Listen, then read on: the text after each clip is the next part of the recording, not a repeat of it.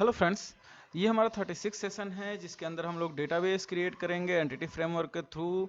तो चलिए फटाफट शुरू करते हैं। अगर आप लोगों ने मेरा प्रीवियस सेशन कवर नहीं किया है तो प्लीज़ जाके उसको चेकआउट करें और उसको कवर करें, बिकॉज ये लगातार 3-4 मैंने सेशन जो अभी बनाए हैं उसमें सब एक दूसरे से लिंकअप है। सो आप लोगों को पहले एंटिटी फ्रेमवर्क कोर को समझना पड़ेगा कि एंटिटी फ्रेमवर्क कोर होता क्या है, उसको कैसे क्रिएट करते हैं, और उसके हम लोगों ने प्रीवियस सेशन में ऑलरेडी ये सारी चीज़ें डिस्कशन कर रखी है। तो इस सेशन में हम लोग इसके आगे हम लोग कंटिन्यू करेंगे। तो अगर आप लोग इस चैनल पे नए हैं तो आप प्लीज़ पहले प्रीवियस सेशन को कवर करें, देन सब्सक्राइब जरूर कर लें, बिकॉज आपको फ्यूचर में हमारे नोटिफिकेशन पर डे के अकॉर्डिंग आते रहते हैं। सो मैं पर डे एक वीडियो बनाता हूँ जिसके अकॉर्डिंग आपको हर दिन एक ना एक नोटिफिकेशन जरूर आएगा, और वो आपके लिए बहुत हेल्पफुल होगा। आपके सिर्फ 10 मिनट्स ही निकालने होते हैं।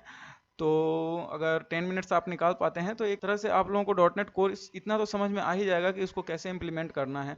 ठीक है, तो चलिए फटाफट शुरू करते हैं। और मैं सबसे पहले चलता हूं अपने विजुअल स्टूडियो पर। विजुअल स्टूडियो पे जो मैंने प्रीवियस जो वर्क किया है वो मैं थोड़ा सा आप लोगों को ओवरव्यू दे देता हूं। तो मैंने एक setup dot C S S file के अंदर मैंने यहाँ पे पाथ डिसाइड किया है जो कि हमारा डेटाबेस का पाथ है। ठीक है, डेटाबेस के पाथ के अंदर बुक स्टोर के नाम से मेरा डेटाबेस बनाना है, और मैं कोड फर्स्ट अप्रोच यूज कर रहा हूँ। उसकी वजह से मेरे को ये जो वर्क है वो यहीं से मेरे को क्रिएट होगा। डेटाबेस का नाम यहाँ से, डेटाबेस का नाम यहाँ से भेज रहा हूँ। और अगर आप लोगों ने प्रीवियस सेशन कवर किया है तो उसमें मैंने बुक स्टोर डीबी कॉन्टेक्स्ट बनाया है जिसके अंदर मैंने यहाँ पे ये बुक्स के नाम से जो मैंने क्लास पहले से बना रखी। तो चलिए फटाफट मैं इसको बता देता हूँ आपको कैसे इसको इम्प्लीमेंट करना है। तो सबसे पहले मेरे को टूल में जाना पड़ेगा। टूल के अंदर जाने के बाद न्यूगेट पैकेज मैनेजर और पैकेज मैनेजर कंसोल के अंदर मैं जाता हूँ।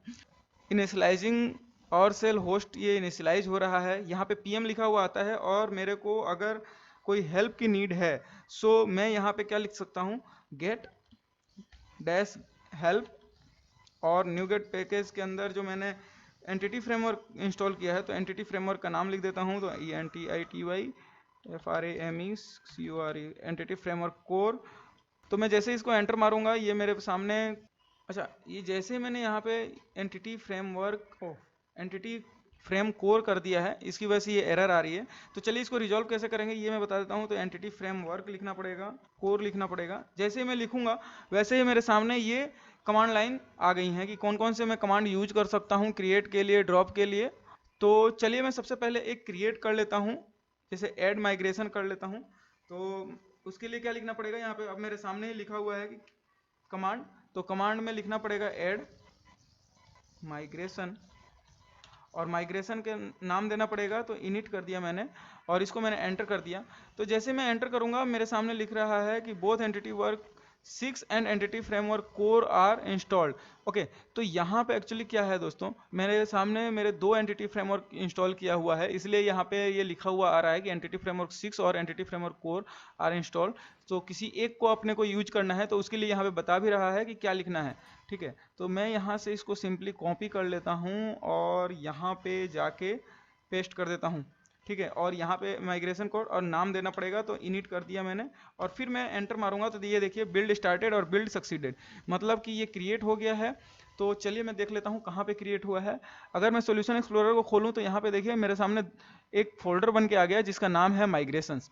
ठीक है, माइग्रेशंस के अंदर मेरे सामने 2 फाइलें दिख रही हैं। एक तो यहाँ पे सबसे पहले डेट और टाइम, और उसके बाद इनिट लिखा हुआ है जिसका नाम मैंने दिया है यहाँ पे, और दूसरा है book store dB context model snapshot.cs। ठीक है, तो सबसे पहले मैं इसके ऊपर जाता हूँ और डबल क्लिक करता हूँ। डबल क्लिक करने के बाद मेरे सामने ये पेज खुल के आता है, और इसके अंदर मेरा ओवरराइड वॉइड फंक्शन जो है अप नाम से वो बना हुआ है, और यहाँ पे एक डाउन नाम से फंक्शन बना हुआ है। ठीक है, तो ये क्या होता है एक्चुअली, हम लोग जब अपडेट करते हैं, क्रिएट करते हैं, तो उसके लिए ये बन जाता है अपडेट। अपडेट के अंदर जाता है, और इसमें अब सबसे पहले मैं क्या करूँगा, बुक्स क्रिएट करूँगा। बुक्स नाम से एक टेबल क्रिएट करूँगा, और उसके टेबल्स के जो पैरामीटर हैं वो पैरामीटर यहाँ पे डिफाइन है ऑलरेडी। ठीक है, तो और इसको आईडी को इसने प्राइमरी की बना ही दिया है। तो चलिए इसको मैं डेटाबेस के अंदर पहले आपको दिखा देता हूँ कि डेटाबेस में, तो मैंने यहाँ से एसक्यूएल सर्वर को ओपन कर लिया है।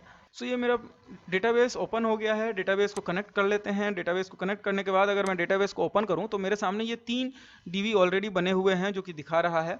तो इसमें मैंने जो डीबी ऑलरेडी बना रखे हैं वो डीबी बैंकिंग का है, डीबी बुक सेलर का है और डीबी अपलोड इमेज का है। सो इसको मैं यूज नहीं करूंगा, मेरा नया डीबी क्रिएट करूंगा।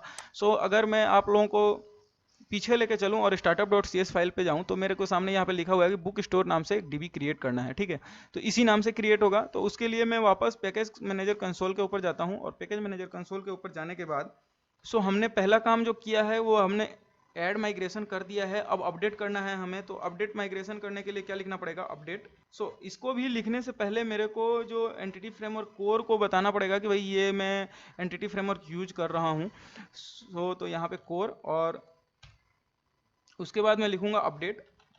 अपडेट के बाद मेरे को डेटाबेस का नाम देना पड़ेगा, तो अपडेट डेटाबेस। ठीक है, इसको जैसे ही मैं एंटर करूंगा बिल्ड स्टार्टेड हो गया है और बिल्ड सक्सीडेड हो गया है।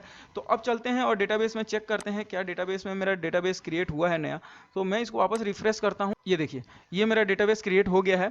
ठीक है, और अगर मैं इसको ओपन करूँ तो मैं यहाँ पे जाता हूँ और टेबल्स खोलता हूँ। टेबल्स मेरी बुक्स नाम से बनाई थी, तो ये देखिए यहाँ से बुक्स नाम से टेबल बन गई।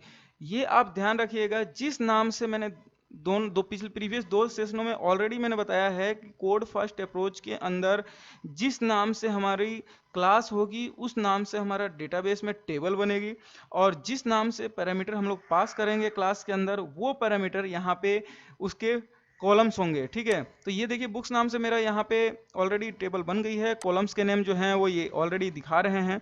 ठीक है, जो कि मैंने वहाँ पे बनाए हैं। और अगर मैं वापस आपको लेके चलूँ और डीबी कॉन्टेक्स्ट के अंदर, तो यहाँ पे बुक्स नाम से एक क्लास बनी हुई थी, इसको मैंने टेबल का नाम दिया है बुक्स, और यहाँ बुक्स के अंदर जो पैरामीटर यहाँ पे डिफाइन किए हैं ID, title, author name, description, category, pages, language.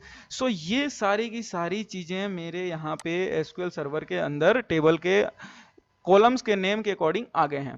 ठीक है, अब मैं चाहता हूं कि मैं मॉडिफाई करना चाहता हूं अपने कॉलम्स को।